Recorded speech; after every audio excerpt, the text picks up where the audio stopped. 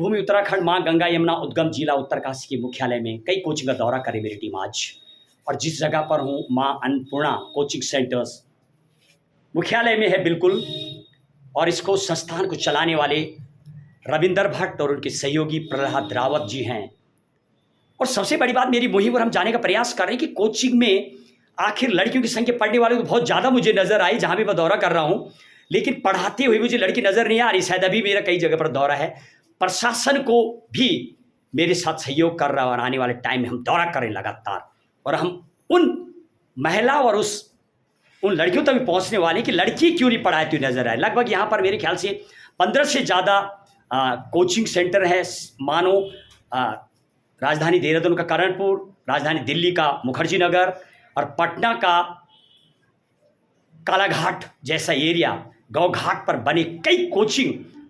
शायद मैं यदि बात करूं, जब वहाँ का हमने दौरा किया सुपर 30 से लेकर के, तो शायद जितनी भीड़ वहाँ पर है वो भीड़ मुझे कोचिंग में यहाँ नज़र आए। अच्छी खासी भीड़ अभी मुझे क्लास में नज़र आ रही, उसमें जाने का प्रयास कर रहा। हालांकि बच्चों का जब मैं नॉलेज का टेस्ट की बात कर रहा हूँ, पहाड़ी क्षेत्र है, वर्षा भी होता है, मौसम बदलता है, क्लाइमेट अलग टाइप का होता है, फिर भी दूर दूर से बच्चे पढ़ने के लिए पहुंचते हैं। और अभी पहुंचे हुए जब मैं जाने का प्रयास कर रहा था 30 किलोमीटर 40 किलोमीटर, अंदाज़ा लगाइए।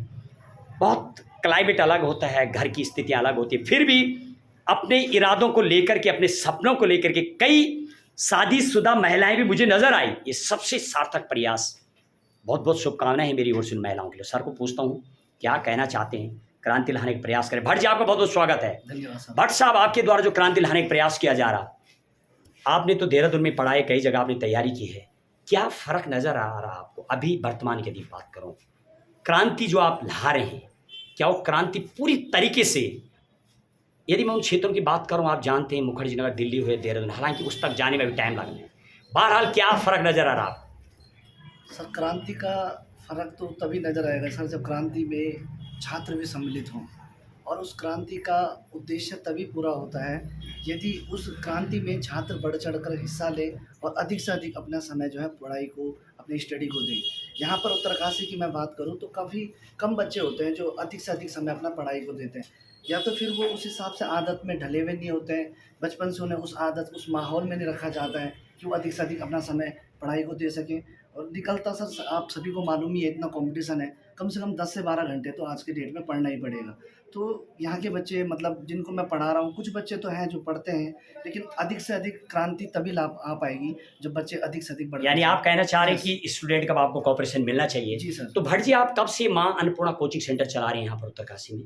सर वैसे तो ये सर 2012 से ये संस्थान चल रहा है, लेकिन इससे पहले इस संस्थान को श्री गंगा सिंह भंडारी जी ने चलाया था और काफ़ी चयन उन्होंने भी दिया। उसके बाद मैं 2016 से इस संस्थान से जुड़ा हुआ हूँ। आपने सब तैयारी कहाँ की है?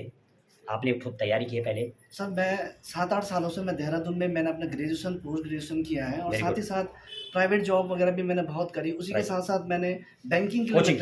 क्या सोच के आपने उत्तरकाशी में कोचिंग चालू किया? आपको नहीं लगता यहाँ पैसे भी इतना नहीं है, भीड़ भड़ाका तो है, बच्चे भी बरसाती मेंढक की तरह आते हैं, जब पोस्ट आती है फिर छोड़ देते हैं। शायद दिल्ली की मैं बात करूँ तो, यदि बड़ी कोचिंग की बात करूँ तो लाखों रुपए फीस है, चाहे वो एलएन हो, फिटजी हो, पाई हो, या दृष्टि हो, या एलएन हो, एलएस हो, चाणक्य हो, तमाम जगह पर लाखों ज़्यादा फीस है। आप तो इतना भी शायद पैसा नहीं ले पाते, फिर भी आप यहाँ पर रन कर रहे हैं। क्या पीड़ा है आपके अंदर ऐसी? सर पीड़ा तो सबसे पहली बात है पहाड़ ना छोड़ने की पीड़ा। मतलब यहाँ का जो वातावरण होता है, मेरे हिसाब से दिल्ली मुखर्जी नगर से बेहतर पढ़ाई आप इन पहाड़ों में बैठ के कर सकते हैं, जहाँ से इतने बड़े बड़े ऋषि मुनि निकले हैं। इस देवभूमि से इतना ज्ञान का प्रसार हुआ, कड़वाश्रम आदि आश्रमों से बद्रिक आश्रम, इतने बड़े बड़े आश्रम यहाँ रहे हैं। तो इन आश्रमों को छोड़ करके अब हम दिल्ली मुखर्जी नगर जा करके या देहरादून जा करके पढ़ाएं, तो ये महत्वपूर्ण कारण तो ये है ही। तो भट्ट जी, स्टूडेंटों की मैं बात करूँ, जब मैं जाने का प्रयास कर रहा था, ऋषि मुनि रहे सब, तो क्या ये भी ऋषि मुनि जैसी तपस्या और निकाल पाएंगे पेपरों पर? ऐसा लग रहा है आपका भी? हालांकि रिजल्ट तो ओरिएंटेड है।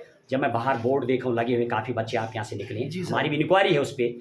बैकअप हमारी टीम ने बहुत पहले जाने का प्रयास किया बाजार में, अच्छा ओरिएंटेड रिजल्ट है, बिल्कुल युवा हैं। तो क्या ये बच्चे भी आपको पूरा कोऑर्डिनेट कर पाते हैं क्या? सर कुछ बच्चे तो हैं, अब जैसे मेरे साथ सहयोगी प्रहलाद रावत है, वो 3-4 साल मेरे से पढ़े और 2-3 साल, तो उनके अंदर पढ़ाने का जुनून था तो वो पढ़ाने में लग गए। अच्छा भट्ट जी, मैं जब कोचिंग को दौरा कर रहा हूँ तो कई जगह मुझे कोचिंग वाले से नज़र आए कि मानो उनको ये लग रहा है कि शायद वही पढ़ाने वाले हैं और उन्हीं के पास बच्चे, जबकि सत्य तो ये है तमाम जगह पर कोचिंग में भीड़ भड़ाका है। तो ये सब टाइम बीइंग के लिए भड़ाका है। अभी पोस्ट निकाली पुलिस की इसलिए है या थ्रू आउट रहता है ऐसा?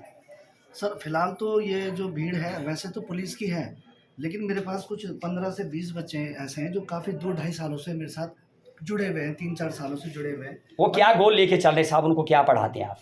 सर निश्चित सफलता वही लेंगे आगे, जो रिजल्ट देंगे तो वही। भट्ट जी आप उनको किस पैटर्न पे ले चलते, क्या क्या आप सब्जेक्ट वाइज कैसे चलाते हैं आप? सर उन बच्चों का मैंने अलग से एक बैच बनाया हुआ है और उनको मैं क्रैश कोर्स ही देता हूँ, क्योंकि ऑलमोस्ट उन्होंने सब कुछ पढ़ा हुआ है। तो मतलब उनका क्रैश कोर्स के साथ उनका जो है टेस्ट सीरीज का भी वो रहता है। ज़्यादातर विद्यार्थी किस टाइप के आपके पास आते हैं पढ़ने के लिए, LT वगैरह या क्या क्या? सर एलटी के लिए फिर हम जो है टीम रखते हैं। एलटी का भी अभी नेक्स्ट मंथ से हमारा हिंदी का PCS रैंक के भी हैं? सर पीसीएस रैंक का तो यहाँ पे ऐसा अभी प्री के लिए तो है सर, लेकिन मेंस का तो अभी नहीं। देखिए जब मैं जाने का प्रयास कर रहा हूँ, भट्ट जी ऑनेस्टली बता रहे हैं, जबकि हम कोचिंग का दौरा करते हैं कई जगह पर बोर्ड लगे होते हैं कि आइए IAS पढ़िए, UPSC निकालिए। हालांकि हकीकत ऐसा तो नहीं है, क्योंकि हम स्वयं उस क्षेत्र से जुड़े रहते हैं। UPSC लेवल पे पढ़ाता हूँ, पूरे देश में जाता हूँ, गांधीनगर साउथ से लेकर नॉर्थ तक। शायद बोर्ड इस तरीके से लटकाना और ऐसे शायद भट्ट जी मुझे ऐसे बातें करते हुए नज़र नहीं आ रहे, कहीं ना कहीं ज़मीनी पकड़ है। अच्छा दूसरे भट्ट जी, जब मैं कोचिंग का दौरा की मेरी टीम ने, तो कई जगह पर कोचिंग वालों का एटीट्यूड बहुत ही पिकुलियर नज़र आया। आखिर क्या वजह है, क्या वो ऐसा क्या सोच रहे हैं कि शायद वही सिलेक्शन देते हैं? और ये सिलेक्शन जब विद्यार्थी का होता है, कितना % गुरुओं का रोल रहता है, क्या मानते हैं आप? सर गुरु का सच बात तो यह है कि सिलेक्शन जो निर्भर होता है वो छात्र पे या छात्रा पे ही निर्भर होता है, अभ्यर्थी पे निर्भर होता है। गुरु का केवल इतना ही रोल है कि वो सिलेबस को ख़त्म करे, उस सिलेबस को कंप्लीट कराए, अधिक से अधिक उस सिलेबस के जितना उससे रिलेटेड चीज़ें बनती हैं। जैसे अब काफ़ी पैटर्न उत्तराखंड का बदल चुका है। अब एनसीईआरटी बेस्ड और जो आपका बेसिक बुकें होती है, एनसीईआरटी और बेसिक बुकों के इर्द गिर्द ही आयोग घूमता है। तो किस टाइप से आप चलाते हैं, जैसे टेस्ट सीरीज वगैरह चलाते हैं आप? कैसे टेस्ट सीरीज तो है सर। कैसे चलाते हैं टेस्ट सीरीज? वीकली? वीकली तो पर डे टेस्ट होते हैं सर, लेकिन वन डे बाय डे का टेस्ट सीरीज भी होता है। जो पुराने बच्चे होते हैं उनके लिए वो टेस्ट सीरीज। मटेरियल वगैरह आप स्वयं तैयार करते हैं? सर स्वयं ही तैयार करते हैं। कहीं बाहर से भी मटेरियल मंगाते हैं? नहीं सर, मैंने आज से 2-3 साल पहले मंगाया था, लेकिन मुझे वो बेस्ट नहीं लगा, मतलब क्योंकि हर चीज़ बार बार अपडेट होते रहती है, मटेरियल वो पुराना ही स्वयं आपको इसके लिए तैयार रहना होता है। जी सर। आपका भी कुछ अपना पर्सनल लाइफ का कुछ गोल है आगे क्या? सर गोल तो बहुत है। राइट, एनीवे क्या क्या लेके चल रहे हैं आप, जरा पूछूं यदि 1 मिनट। राइट सर अभी मेरा लोअर पीसीएस का जो उसका मेंस का एग्जाम है उसको लेके। अच्छा, उसको लेके चले आप। चले, बहुत बहुत शुभकामनाएं आपके लिए। जी सर। बिल्कुल युवा है भट्ट जी, विद्यार्थियों को नॉलेज देते हैं, लगातार प्रयास करते हैं। आपके लिए और आपके तमाम बच्चों के लिए बहुत बहुत शुभकामनाएं मेरी ओर से, मेरे चैनल की ओर से, धन्यवाद सर। तमाम लोगों की ओर से कि आप आगे बढ़ें, आपकी सेवा मिलें, आप इसी तरीके से शिक्षा में क्रांति लाने का प्रयास कर रहे हैं। दुर्लभ एरिया, दुर्लभ पहाड़ी और बहुत ही अपडेट बच्चे हालांकि नज़र आते हैं मुझे जब मैं यहाँ पर देखता हूँ, जब टेस्ट लेने का प्रयास कर रहे हैं। कई हालांकि थोड़ा शर्मीला नेचर भी है यहाँ के लोगों जिससे बोल नहीं पाते। और उत्तराखंड की बात करो इस साल, चाहे बड़े से एग्ज़ाम ले लो, नीट का ले लो, IIT ले लो, या UPSC का मैं इस साल की बात करूँ तो सीधे हेडिंग बनी है, देखिए बड़े से बड़े एग्ज़ाम में उत्तराखंड का जलवा। लगातार 2016 के बाद अच्छा खासा कंट्रीब्यूशन उत्तराखंड का देखने को मिलता है बड़े से बड़े एग्ज़ाम में।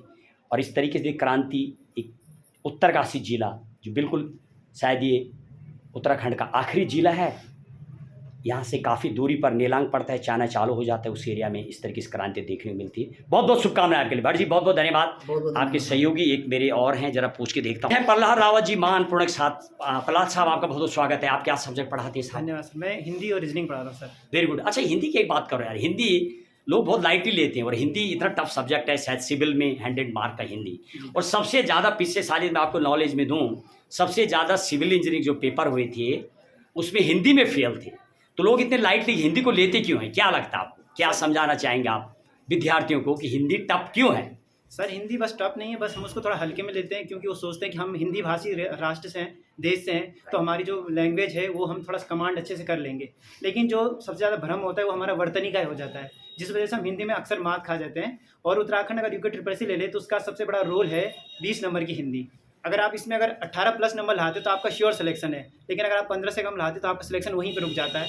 इस वजह से हिंदी का थोड़ा सा लोग कम आंकते हैं उसे। भट्ट जी कभी कभी आप इनको ये भी बताते हैं क्लास में कि हिंदी और इंग्लिश का बड़े से बड़े एग्जाम में, यदि मैं उत्तराखंड की बात करूँ, लगभग फिक्स किया कमीशन ने हिंदी इंग्लिश क्वालिफाइंग सब्जेक्ट है कि क्वालिफाइंग क्या चीज़ है और क्वालिफाइंग का कितना बड़ा रोल है, कभी ऐसे बताने का प्रयास करते हैं क्या? जी सर, क्वालिफाई करना इसलिए ज़रूरी है क्योंकि हम एक हिंदी देश में रहते हैं जहाँ की राजभाषा एक हिंदी है। अगर हम अपनी लैंग्वेज को नहीं समझ पाएंगे तो हम यदि कहीं ऐसे क्षेत्र में चले जाते हैं जहाँ पर केवल हिंदी भाषी लोग रहेंगे तो उनके साथ हम अपने वार्तालाप कैसे कर पाएंगे। इसलिए उसे क्वालिफाई बनाया गया है ताकि हमें इतना नॉलेज हो सके हम किसी दूसरे से अपनी वार्तालाप कर सकें, इसलिए हिंदी को क्वालिफाई रखा गया है। और जरा पूछता हूँ जरा, अच्छा बेटी आपका क्या नाम है, आपको पता है क्वालिफाइंग क्या होता है? क्या होता है क्वालिफाइंग, किसको बोलते हैं क्वालिफाइंग सब्जेक्ट? जब हम सक्सेस हो जाते हैं सर, नहीं क्वालिफाइंग सब्जेक्ट। क्वालिफाई सब्जेक्ट जब हम पूरे सब्जेक्ट कंप्लीट कर लेते हैं सर। बैठ जाओ, बहुत बहुत धन्यवाद आपके लिए। और ये जाने का प्रयास करो, शायद लड़की बता नहीं पा रही है, पूछता हूँ। रावत जी ये बताइए आप कब से आप इस टीचिंग फील्ड में साहब? सर मैं फ़िलहाल 1.5 साल हो चुके हैं इस फील्ड में। पहले मैंने खुद अपनी 2-3 साल तैयारी की है, उसके बाद मुझे लगा कि मैं इस लेवल पे आ चुका हूँ कि मैं पढ़ा सकूँ, दोस्तों का मार्गदर्शन कर सकूँ, तो मैंने ये शुरू किया था। बिल्कुल, देखिए हिंदी जैसे सब्जेक्ट को रावत जी पढ़ाते हैं, बहुत बहुत शुभकामनाएं आपके लिए। रावत जी, मैं यदि जब कोचिंग को दौरा कर रहा हूँ, जो बच्चों को मैं देख रहा हूँ, कई बच्चे ऑन एवरेज नहीं होते हैं, तो क्या पढ़ाने में कुछ बहुत डिफिकल्टी होती है, तो क्या करते हैं आप? कैसे आप एक बिल्कुल बच्चा फ्रेश है ना पढ़ता है, वो टेढ़ा मेढ़ा है, तो उसको किस तरीके से आप पिकअप करवाते हैं, क्या ऐसा प्लान आउट करते हैं? सर सबसे पहले मैं तो बच्चों का बेसिक क्लियर करने की कोशिश करता हूँ।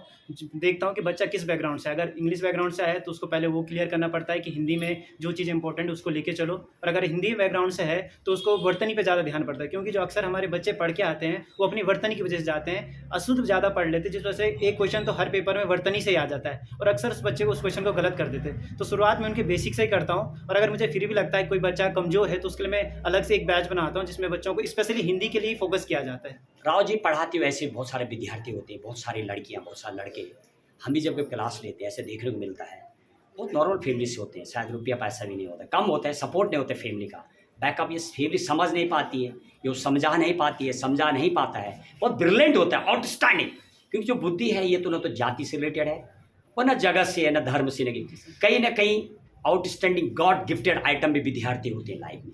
यदि आपको ऐसा विद्यार्थी कोई टकरता है या टकरेगा, क्या ऐसा हुआ है ये, और क्या टकरता है तो आप उसको क्या गाइड करना चाहेंगे आप? सर बिल्कुल टकरते हैं, खासकर एक मेरा बैच चल रहा है 12:30 बजे। एक लड़की है वो काफ़ी ब्रिलियंट है पर वो थोड़ा फैमिली प्रॉब्लम है, अभी उसके पापा की डेथ भी हुई है, तो मैं उससे पर्सनली कनेक्ट होता हूँ। कल रात को उसकी कॉल भी आई थी, मुझे तो डेढ़ घंटे तक मैंने उसको काफ़ी मॉनिटर किया। वो थोड़ा डिप्रेस जा चुकी है, उसकी पापा की डेथ अभी हाल में ही हुई है, पर वो काफ़ी पढ़ने में तेज है, तो मैं उसको पर्सनली गाइड करता हूँ। मैंने उसको बोला है अगर आपको यहाँ कोचिंग सेंटर में बैठ के पढ़ना है तो आप आराम से अपने कोचिंग को खत्म करके 3-4 बजे तक, जब तक आपको टाइम है, आप यहाँ पर बैठ के पढ़ सकते हो सर। Very good. अच्छा, इसके अलावा जैसे कोई फाइनेंशियली बहुत वीक है, क्या उसमें सपोर्ट करते हैं आप विद्यार्थी? किस तरीके से आप सपोर्ट कर रहे हैं? सपोज फीस नहीं है, पढ़ना चाहते हैं, तो उनको भी क्या रियायत देते हैं आप अपनी? जी सर बिल्कुल करते हैं। हमारे कोचिंग सेंटर में अभी भी कुछ बच्चे ऐसे हैं जो फाइनेंशियली थोड़ा कमजोर हैं, उनको हम अभी भी बिना फीस के पढ़ाते हैं। वैसे भी पूरे संस्थान जितने भी उत्तरकाशी हैं वहाँ सबसे कम हमारे संस्थान की फीस है। और साथ ही साथ कुछ बच्चे ऐसे भी हैं, खुद मैं भी पहले फाइनेंशियली थोड़ा कमजोर था, तो रवि भैया ने मुझे शुरुआत में 1-2 महीने मैंने फीस दी, उनके बाद जब मैंने उनको अपनी कंडीशन बताई तो उन्होंने मेरे को पिछले 2 साल तक फ्री में बिना फीस के पढ़ाई। तो देखिए जैसे मैं बात कर रहा था, जिस तरह के विद्यार्थियों में बात कर रहा था वही निकल के आ रहा है, और तो अपडेट छात्र रहे हैं, पढ़ा रहे हैं वर्तमान में, इस तरीके से वो अपडेट विद्यार्थी होते हैं। अच्छा, मैं बात कर रहा था रावत जी, कोई लड़का या लड़की बहुत ब्रिलियंट है, क्या उसको आगे जाने की आप सलाह देते हैं कि बड़े कोचिंग में जाइए, कहीं कुछ और तैयारी करें, ऐसे भी गाइड करते हैं क्या? जी सर मैं बिल्कुल बोलता हूँ कि अगर आप फाइनेंशियली है उस लायक कि आप आगे जा सकते हो, या अगर आप IAS के तैयारी करना चाहते हो, तो आप अगर घर वाले आपका सपोर्ट करते हैं तो आप चाहे तो देहरादून से जा सकते हो, या फिर अब तो माध्यम आ चुका है, जब बेस्ट साधन है आपका अनअकैडमी का, उससे आप कोर्स ले लो, घर बैठे भी आपकी तैयारी हो सकती है। तो मैं बहुतों को राय देता हूँ। एक लड़की है वो मुझसे CDS की तैयारी की राय मांगी, तो मैंने बोला अगर आपके घर वाले सपोर्टेड हैं और आप कहीं नहीं जाना चाहते हो तो अनअकैडमी का CDS कोर्स मिलता है सर, आप वहाँ से घर बैठे भी तैयारी कर सकते हैं। राव जी बहुत बहुत धन्यवाद, हम आपसे उम्मीद करेंगे, और जो विद्यार्थी को दीजिए हमारा नंबर, हमारी मुहिम है, हम देंगे आपको सपोर्ट, बड़ी से बड़ी कोचिंग में भेजने के लिए हमारी मुहिम जारी है, चाहे वो नीट का एग्ज़ाम हो, IIT का हो, UPSC का हो, PCS का है, कोचिंग में भी हम आपका दिलाएंगे आप एडमिशन। मीडिया से भी हम कनेक्ट होते हैं, मीडिया के अलावा हम खुद पढ़ाते हैं, पढ़ाने के अलावा हमारे पास बहुत सारे राजनेता, बहुत सारे करोड़पति होते हैं, नहीं है यदि आपका पैसा तो भी हम दिलाएंगे आपको कोचिंग में एडमिशन, चाहे वो कोटा हो या देहरादून हो या दिल्ली हो या पटना हो, चाहे वो सुपर 30 तक हमारी आपको मदद पहुंचाने की उम्मीद रहेगी। बहुत बहुत धन्यवाद आपके लिए, और बनिए हमारे साथ, लिखिए हमारा नंबर, हमारी मुहिम आपको सेवा देना, जनता की आवाज़ और आप गुरुजनों की आवाज़। बहुत बहुत शुभकामनाएं आपके लिए, बहुत बहुत शुभकामनाएं। जय हिंद, जय भारत, वंदे जय हिंद, बहुत बहुत धन्यवाद।